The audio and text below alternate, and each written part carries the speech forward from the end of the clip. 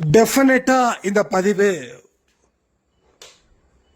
உங்க வாழ்க்கையில நீங்க என்ன செய்யணும், அதை எப்படி செய்யணும், பாவத்தை குறைப்பதற்கும் புண்ணியத்தை அதிகரிப்பதற்கும் நாம் செய்ய வேண்டிய வழிமுறைகள், இத்தனை நாள் இந்த வழிபாடை செய்யணும், நல்ல விஷயங்களை செய்யறதால வாழ்க்கையில என்ன மாதிரியான மாற்றங்கள் ஏற்படும், உங்க கடந்த காலத்துல ஏற்பட்ட இழப்புகளை வரக்கூடிய காலத்துல அதை எப்படி பெறுவது, உறவுகளை எப்படி ஹேண்டில் பண்ணணும், மனசை எப்படியும் எவ்வளவு கஷ்டத்திலையும் நாம சின்னதா ஒரு பாதிப்பை இல்லாத வண்ணமா அதை எப்படி வாழ வைக்க முடியும் அப்படின்றத பத்தி தான் இந்த பதிவு. ஸோ கடவுளுடைய கூற்றின்படி உங்க வாழ்க்கையில பெரிய மாற்றத்தை ஏற்படுத்த சாயப்பா தயாரா இருக்கிறாரு. அவருக்கு நிச்சயமா உங்க மேல மிகுந்த அக்கறையும் அன்பும் உண்டுன்றதை மறக்காதீங்க. பதிவை முழுவதுமா கேளுங்க. கேட்டு என்ன செய்யணுமோ அதை உடனுக்குடன் செய்யுங்க. இந்த நிமிடத்துல கூட உங்க தலையெழுத்தை அவர் மாற்றி எழுதுவதற்கு சர்வ வல்லமை படைத்தவர் அப்படின்னு உணருங்க. உணர்ந்ததன் அடிப்படையில் இந்த பதிவை கேளுங்க. பல விஷயங்கள் உங்க வாழ்க்கையில மிக பெரிய அற்புதத்தை ஏற்படுத்தியே தீரும்.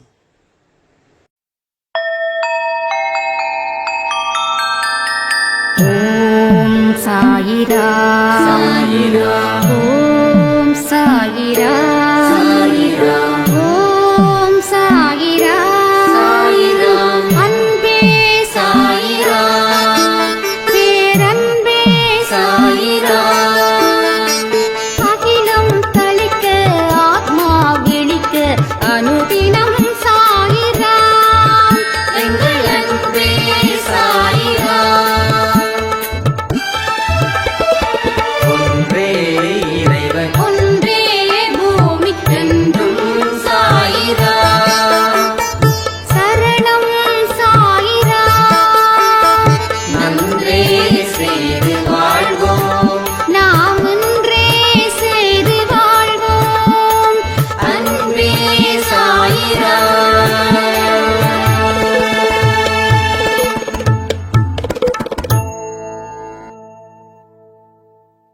சாயிராம். என் உயிரின் உயிரானவர்களே, நல்ல மனதுடன் அவரை நாம தேடும்போது ரொம்ப எளிமையா அவர் நமக்கு காட்சி அளிக்கிறார். கடவுளை நான் தேடின கிடைக்கல அப்படின்னு சொல்றவங்களை பார்த்தா நான் சொல்லக்கூடிய ஒரே ஒரு பதில் இது ஒண்ணுதான். நல்ல மனதுடன் நீங்க அவரை தேடுங்க. நீங்க தேடும் போதே இல்ல தேடணும்னு நினைக்கும் போதே அவர் உங்களுக்கு கிடைப்பார். வாழ்க்கையில ஏன் இவ்வளவு பெரிய விஷயங்கள் நடந்துகிட்டு இருக்குது? அதுல நமக்கு சிலது மட்டும்தான் உடன்பாடு, பலது உடன்பாடு இல்லை. நான் நினைச்சது போல என் வாழ்க்கை நடந்துருச்சுன்னா நான் ஹாப்பியா இருப்பேன். இது ஒவ்வொருத்தவங்களும் சொல்லக்கூடிய முக்கியமான வார்த்தை. நீங்க நினைச்சது போல உங்க வாழ்க்கை நடந்தா நீங்க சந்தோஷமா இருப்பீங்களா? அப்போ நீங்க நினைச்சது போல ஒரு வாழ்க்கைய வாழணும்ன்ற ஆசை உங்களுக்கு இருக்குதுன்னா அதற்கு உண்டான கஷ்டத்தையும் தியாகத்தையும் நீங்கள் அனுபவிக்கணும்னு கடவுள் கேட்கிறாரு. கடவுள் உங்ககிட்ட ஒரு காணிக்கை கேட்கிறாரு. என்ன தெரியுமா? நீ எந்த மாதிரியான வாழ்க்கை வேணாலும் வாழ ஆசைப்படு,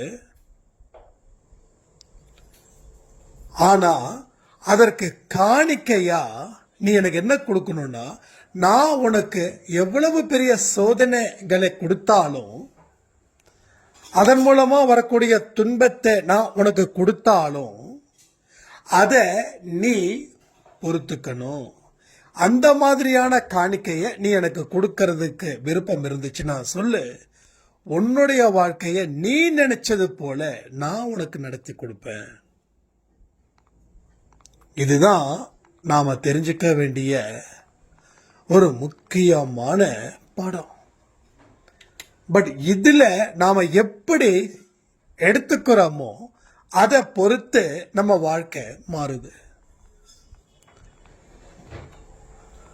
அப்போ கஷ்டப்படாம எதுவும் கிடைக்காதுன்னு பெரியவங்க சொல்ல கொஞ்சம் நீங்க யோசிச்சு பாருங்களேன். நான் கஷ்டப்பட மாட்டேன், ஆனா நான் நினைச்சத வாழ்க்கை நடக்குமா அப்படின்னு கேட்டா கண்டிப்பா இல்லை. சோ எந்த மனுஷன் சோதனைக்கு உட்பட்டு அவன் அதை தாங்கி அவன் அதை தாண்டி வருகிறானோ அவனே சாதனை செய்வதற்கு தகுதியானவன். அவனாலேயே தான் சாதனை செய்ய முடியும். நம்ம ஸ்பிரிச்சுவல்ல பாருங்க, காஞ்சி பெரியவர், ரமண மகரிஷி, சுவாமி விவேகானந்தர், எத்தனையோ பெரிய மகான்கள் தீவிரமா கடவுளை தேடினாங்க, கடவுள் கிடைச்சாரு. அப்ப எல்லாருமே கடவுளை வணங்கினாங்க. ஆனா அவங்க என்ன பண்ணாங்க? கடவுளை தேடினாங்க. நாம நினைக்கிறோம், எனக்கு முன்னாடி இருக்கக்கூடிய பிள்ளையார் எனக்கு கடவுள், எனக்கு முன்னாடி இருக்கக்கூடிய ஆஞ்சநேயர் எனக்கு கடவுள், எனக்கு முன்னாடி இருக்கக்கூடிய சிவன் பெருமாள் எனக்கு கடவுள். ஆனா அவங்க கடவுளை தேடினாங்க. தன்னை தேடி அதுல கடவுள் இருப்பதை உணர்ந்து அதன்படி வாழ ஆரம்பிச்சாங்க. இது ஒரு நொடியில இங்க மாற்றத்தை கொடுக்க முடியாது. கிட்டத்தட்ட மில்லியன் நொடி தேவைப்படுது அதை உணருவதற்கே. இன்னும் மில்லியன் நொடி தேவைப்படுறதற்கு, அதன்படி வாழ்வதற்கே. சோ இப்படிப்பட்ட சூழ்நிலையை நம்மால உருவாக்க முடியுமா, முடியாதா? நாம இங்க நினைக்கிறோம் என்னால இது முடியாதுன்னு. ஆனா முடியும்னு பலர் உறுதிப்படுத்தியிருக்காங்களே, பலர் ப்ரூஃப் பண்ணியிருக்காங்களே. நாம அவங்கள மாதிரி மகான் ஆகிறோமோ இல்லையோ, அட்லீஸ்ட் அவங்கள கால்வாசி நாம ஆயிட்டாவே நம்ம துன்பங்கள் எல்லாமே பின்னுக்கு போயிடும். ஏன்னா மனச ஒருநிலைப்படுத்துறதுன்றது சர்வ சாதாரணமான விஷயம் இல்லை. அது மிகப்பெரிய அளவுல ஒரு உறுதியான மனநிலை அவர்கள் பக்கம் நின்னதால அவங்க ஜெயிச்சாங்க. ஆனா நம்மால அந்த உறுதியான ஒரு பலத்தை நாம கொடுக்க முடியல. ஏன்னா நம்ம வாழ்க்கையில இருக்கக்கூடிய பிரச்சனைகளும் ஆசைகளும் அப்படிப்பட்டதா இருக்குது. நம்மளோட ஆசைகள் என்னைக்குமே துன்பத்தை கொடுக்காம இருக்கிறது தான் அந்த ஆசைக்கே ஒரு முன்னுதாரணமா இருக்குது. ஆனா மனுஷன்ல பல பேரோட ஆசை அவனை துன்பத்துக்கு தள்ளுது. அது முன்னுக்கு வராதது போல அது செயல்படுத்துது அவனை. ஒவ்வொரு ஆசையும் ஒவ்வொரு மனுஷனுக்கு பித்து பிடித்தது போல இருக்குது. அவன் எங்க எதை தொடங்கினாலும் கூடவே அவனுக்கு துன்பமும் அவன் கூடவே பயணிக்குது. நீங்க நிறைய விஷயத்தை யோசிச்சு பாருங்க. இந்த ஆசைகள் மூலமா நீங்க துன்பப்பட்டது அதிகமா இல்ல வெற்றி அடைஞ்சது அதிகமான? அப்போ ஒரு விதமான அனுபவம் நமக்குள்ள கடவுள் கொடுத்திருக்கிறாரு. ஆனா அந்த அனுபவத்தை நாம பெருசா எடுத்துக்காம இருக்கிறதால அந்த அனுபவங்கள் திரும்ப திரும்ப புது புது அனுபவங்களா உருவாகி நம்ம வாழ்க்கையில துன்பத்தை தேடி தருகிறது. துன்பம் உங்களை நோக்கி வருதுன்னு நான் சொல்ல மாட்டேங்க. துன்பத்தை நீங்க தேடித்தான் போறீங்க. எதுவுமே உங்களை நோக்கி வரல.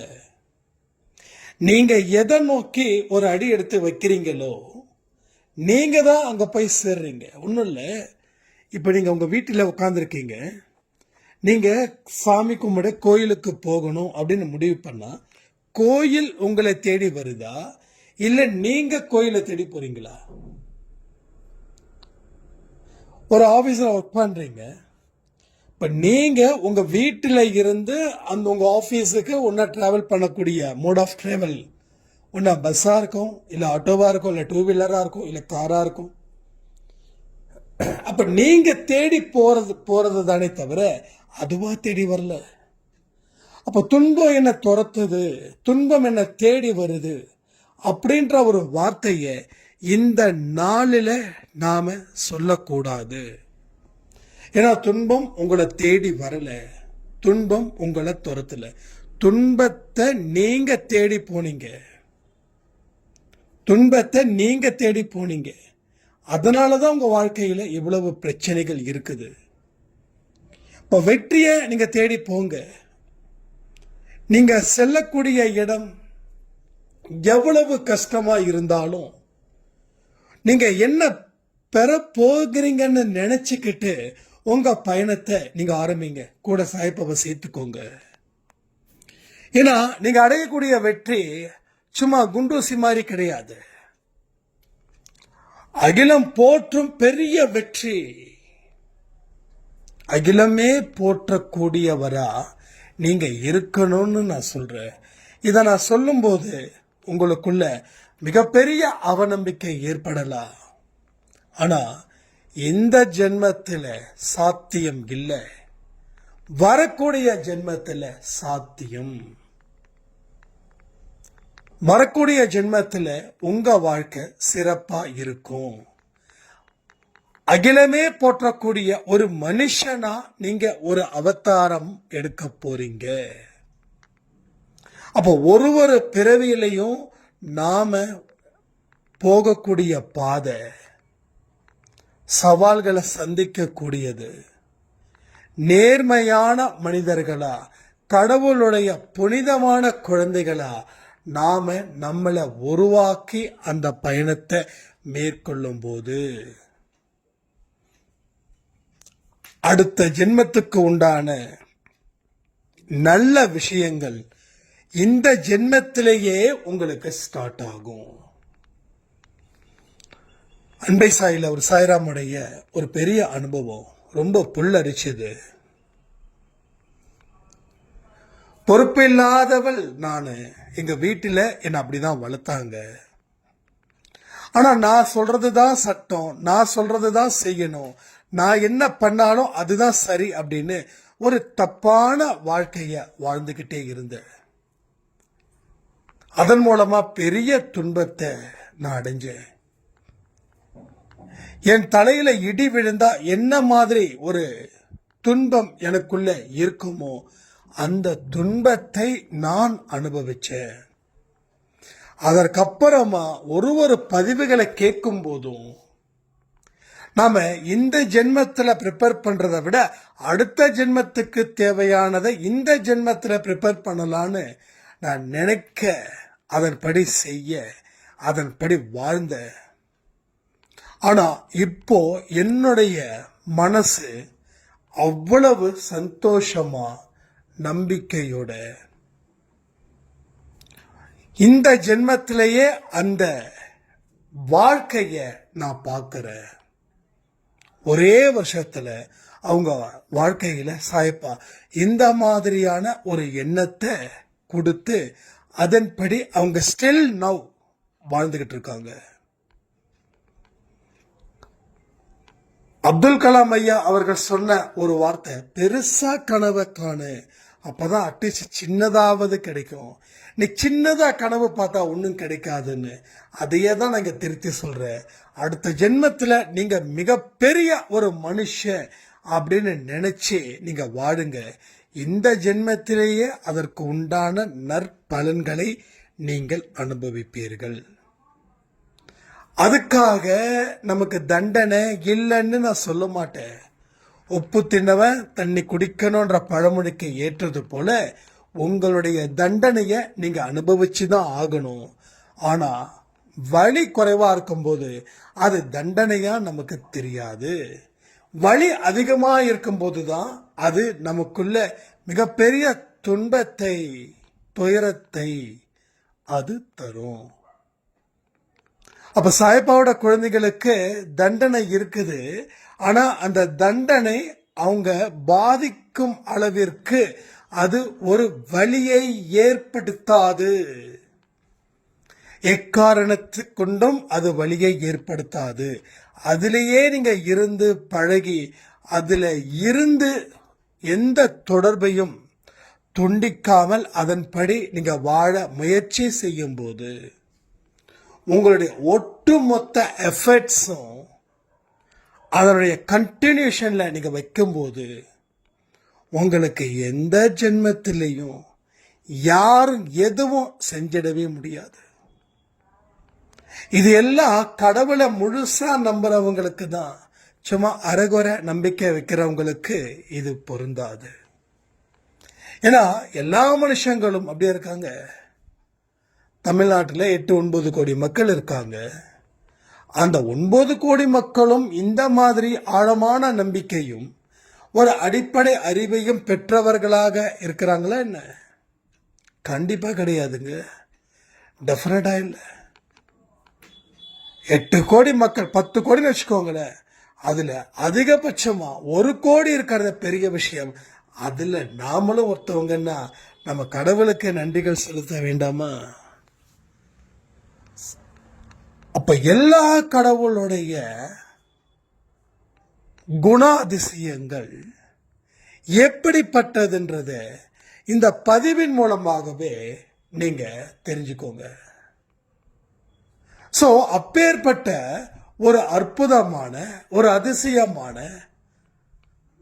வாழ்க்கைய நீங்க வாழ தயாரா இருப்பதற்கு உங்களை நீங்க தயார் செய்தா மட்டும்தான் அது நடக்கும்.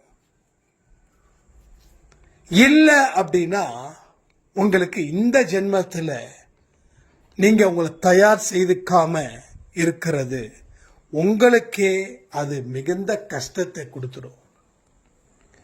போன ஜென்மத்துல நாம தயார் செஞ்சதாலதான் இந்த ஜென்மத்துல அடுத்த ஒரு ஸ்டெப்ல எடுத்திருக்கோம்.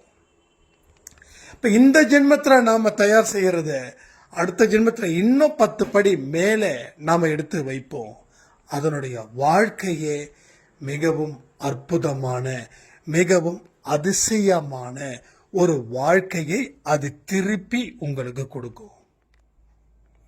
உங்களுடைய ஒவ்வொரு வார்த்தைகளும் உங்க மனதில் இருந்து புறப்படும் ஒவ்வொரு எண்ணங்களும் தான் உங்க வாழ்க்கையை தீர்மானிக்கக்கூடிய சக்தியா இருக்குது. அதை வச்சுதான் கடவுளே உங்களுக்கு தீர்ப்பு எழுதுறாரு. ஒரு குற்றவாளியோட வாயில இருந்து எந்த மாதிரியான குற்றத்தை அவன் செய்தான் ஒத்துக்கிட்டா ஜட்ஜி அதை வச்சு தீர்ப்பு எழுதுறாரு. அதுபோல சாயப்பாவும் தீர்ப்பை எழுதி கொண்டு இருக்கிறார். ஒவ்வொரு நிமிடமும், ஒவ்வொரு நொடியும் அவர் எது மாதிரி தீர்ப்பு எழுதணுன்றத நீங்க முடிவு பண்ணிட்டீங்கன்னா அதன் அப்படி ஒரு வாழ்க்கைய நீங்க வாழணும். அப்படிப்பட்ட எண்ணங்களை நீங்க உருவாக்க வேண்டும்.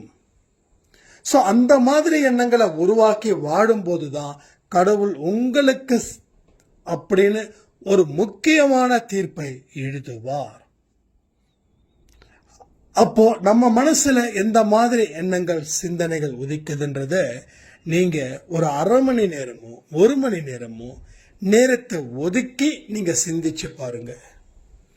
நம்ம வாழணுன்ற ஒரு ஐடியால இருந்தோம்னா வாழ்க்கையோட நல்லதை அதிகமா நேசிப்போம், அதிகமா சிந்திப்போம்.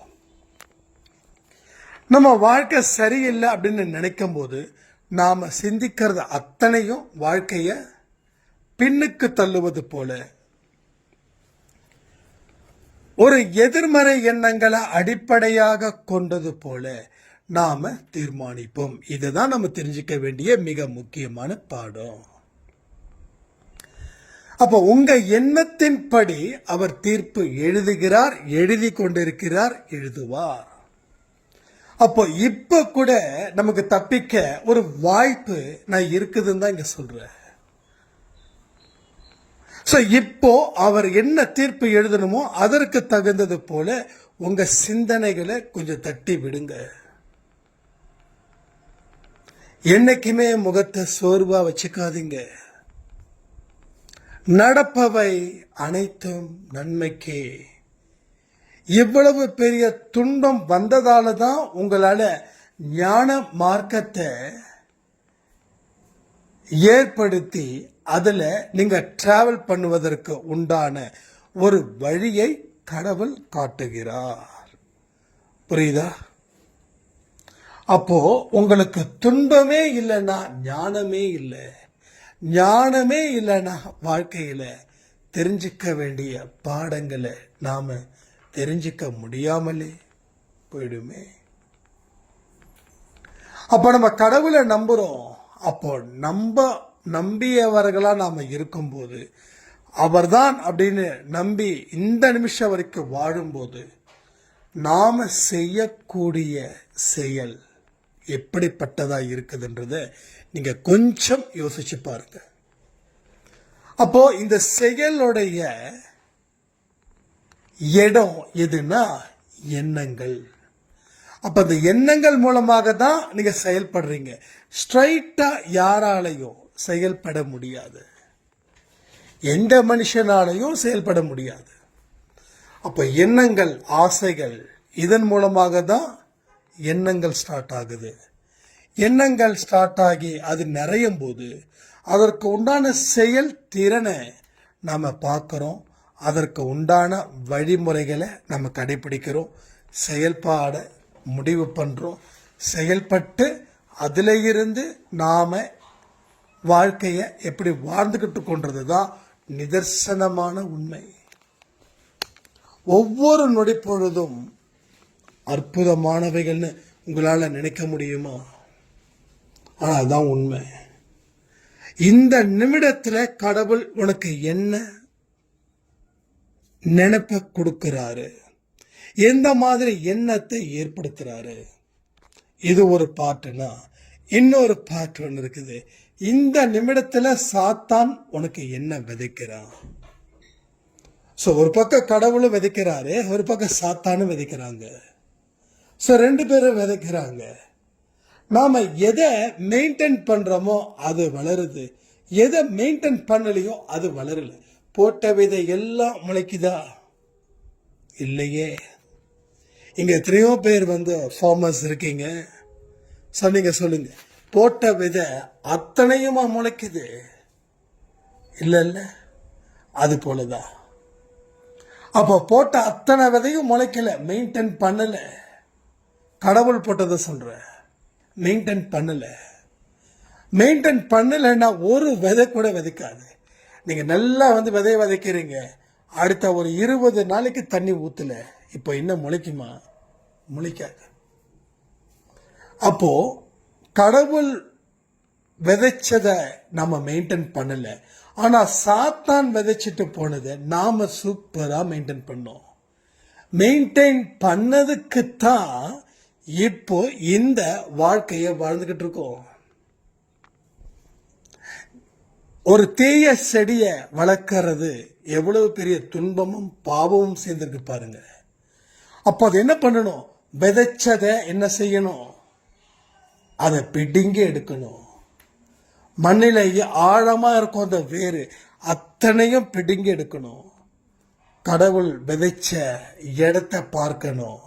அதை நீங்க எப்பயும் மெயின்டைன் பண்ணிக்கிட்டே இருக்கணும், உங்க இறுதி நாட்கள் முடியும் வரை. ஒரு நாள், ஒரு வாரம், ஒரு மாசம், ஒரு வருஷம் சான்ஸே இல்லை. ஸோ இது ரிலேட்டடா ஒரு சாய்ராமுடைய கொரியஸ் இருந்தது. 2 வருஷம் நான் தீவிரமா சாயப்பா கிட்ட வழிபாடு செய்த, எல்லாமே நல்லது நடந்தது. ஆனா 6 மாசமா நான் கடவுள் பக்கமே திரும்பல. ஏன்னா நான் கொஞ்சம் வேலையிலையும் ஃபேமிலிலையும் பிஸி ஆயிட்டேன் அப்படின்னாங்க. நான் அதுக்கு திருப்பி ஒரு வார்த்தை சொன்னேன், ஏன் மெயின்டைன் பண்ணல, சாரி ஏன் நீங்க தொடர்ந்து செய்யலன்னும் போது அவங்க ஒரு பதில் சொன்னாங்க, என்னங்க 2 வருஷமா நான் அவர் தான் என் வாழ்க்கைன்னு சொல்லி நான் இருந்தேன், இந்த 6 மாசம்தான் நான் வந்து ஆரத்தி சச்சரித மெடிடேஷன் நல்ல விஷயங்களை கேட்கவோ பார்க்கவோ செய்யவோ முடியல. அப்போ அந்த 2 வருஷம் உழைச்ச உழைப்பு இந்த 6 மாசம் செய்யலைன்னா கெட்டுடுமான்னாங்க. இப்போ அவங்களுக்கு என்ன பதிலோ அதே தான் உங்களுக்கு சொல்கிறேன். எஸ், கெட்டுடும். 1 லிட்டர் பாலில் 1 சொட்டு விஷத்தை கலந்தா அந்த 1 லிட்டர் பாலும் விஷமா மாறும். அதே 1 லிட்டர் விஷத்துல 1 சொட்டு பாலை கறந்தாலும் அந்த விஷம்தான். விஷம்தான். ஸோ பொய்களுக்கு நிறைய அட்ராக்ஷன் இருக்குது, ஆனா உண்மைகளுக்கோ அட்ராக்ஷனே இல்லை. ஒரு ஹோட்டல் கூட ஒரு பரோட்டாவோ ஒரு ஃப்ரைட் ரைஸோ ஒரு சில்லி சிக்கனோ போட்டால் கூட்டம் வரும். ஆனால் ஆரோக்கியமான ஃபுட்டை திறந்து வச்சா அவன் கடை அவ்வளோதான், அவன் தான் சாப்பிடணும். ஏன்னா நல்லதுக்கு கை கொடுக்கவோ நல்லதை வாழணும்னு நினைக்கவோ வாழ வைக்கவோ இங்க ஒருவரும் இல்லை. அப்போ பொய்யுக்கும் பித்தலாட்டத்துக்கும் போலிக்கும் தான் இங்க மதிப்பு. இந்த மதிப்பு தொடர்ந்து நிக்குதா? இல்லையே. இந்த மதிப்பு தொடர்ந்து நிக்கல. ஏன் நிக்கலன்னா அது உண்மை இல்லை. உண்மையா இருக்கிறது தொடர்ந்து நிற்கும், பொய்யா இருக்கிறது அதுக்குன்னு ஒரு நாளோ டைமோ இருக்குது.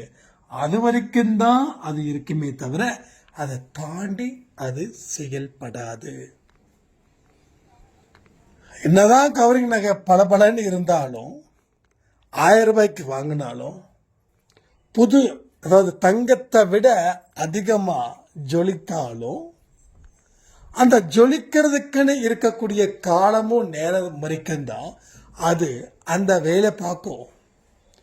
ஆனா உண்மையான நகை, அதாவது சுத்த தங்கம் 20 வருஷத்துக்கு முன்னாடி 30 வருஷத்துக்கு முன்னாடி இல்ல அதுக்கு முன்னாடியோ தாத்தா பாட்டி காலத்துல இருந்தோ இன்னைக்கு வரைக்கும் இருந்துச்சுன்னா அது சுத்தமா இருக்கும், அது மங்காது, எதுவும் ஆகாது. தேவைன்னா பாலிஷ் பண்ணிக்கலாம். அப்ப அதே போலதான் போலி மின்னும், உண்மை மங்களாதான் இருக்கும், பெருசா அட்ராக்ட் பண்ணாது. அதே போலதான் உண்மையான மனிதர்கள் அட்ராக்டா இருக்க மாட்டாங்க, போலியான மனிதர்கள் அட்ராக்டிவா இருப்பாங்க. இது நம்ம பிராக்டிக்கல் லைஃப்ல நம்ம நிச்சயமா பார்க்க முடியும். அப்போ உண்மைக்கும் போலிக்கும் இருக்கக்கூடிய வித்தியாசத்தை நீங்க உணரணும், அதனுடைய தன்மைகளையும் நீங்கள் உணர வேண்டும். அப்போ உணர ஆரம்பிக்கும் போதுதான் உங்க வாழ்க்கையில நடக்கக்கூடிய அத்தனை விஷயத்தையும் உங்களால சரி பண்ண முடியும், அதை உங்களுக்குள் கட்டுப்படுத்த முடியும். நீங்க ஒரு கண்ட்ரோலான வாழ்க்கைய நீங்க வாழவே முடியும். ஸோ இதை எல்லாவற்றையும் உறுதிப்படுத்தி கொண்டு உங்க வாழ்க்கையை வாழ முயற்சி செய்யுங்கள். அடுத்தது, அன்பே சாயோட ஃபுட் டொனேஷன் யாராவது பண்ணல அப்படின்னா, இது வரைக்கும் ஐ திங்க் 52 53 பேர் இருக்காங்க.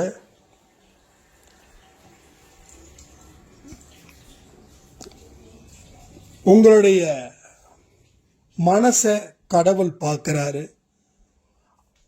அதுல தான் அவர் மார்க்கும் கொடுக்கிறாரு. அதனால உரிய நேரத்துல இந்த மாசம் முடியறதுக்குள்ள இந்த மாசத்துக்கு உண்டான ஃபுட்டு யாருக்காவது சாப்பாடு வாங்கி கொடுங்க, பிஸ்கட் வாங்கி கொடுங்க, இல்லை ட்ரெஸ்ஸஸ் வாங்கி கொடுங்க, இல்லை முதியவர்களுக்கு என்ன தேவைகளோ அதை நிச்சயமா செய்யணும்னு நம்ம அன்பே சாயில தொடர்ந்து சொல்லிக்கிட்டு இருக்கோம்.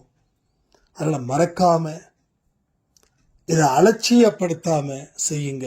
எத்தனையோ பேர் ஃபுட் டொனேட் பண்ணக்கூடிய அத்தனை பேருக்கும் சாயப்பா ஒரு நல்ல ஒரு வாழ்க்கைய பலப்படுத்தி இருக்காரு. அது எல்லாருக்கும் தேவை அப்படின்ற ஒரு விஷயத்துக்காக தான் நான் சொல்றேன். ஸோ வாழ்க்கையில எல்லாரும் ஜெயிக்கணும்னு சொல்லி இந்த பதிவை நான் முடிக்கிறேன். ஜெய் சாய்ரா.